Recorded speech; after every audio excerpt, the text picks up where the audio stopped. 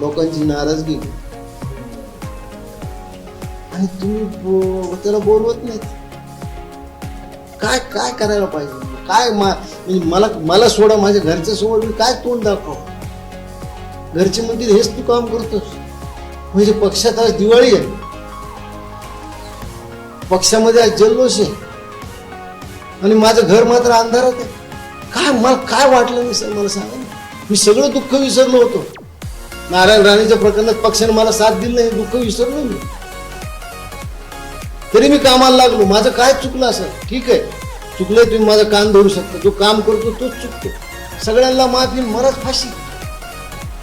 कसला क्रायटेरिया आला? 8 प्रवक्ते 7 जणांकडे विविध पद आहेत, त्याच्यामुळे ते सगळे तिथे आहेत. ते फक्त माझ्यासाठीच क्रायटेरिया होता काय? कशामुळे असं वागतं?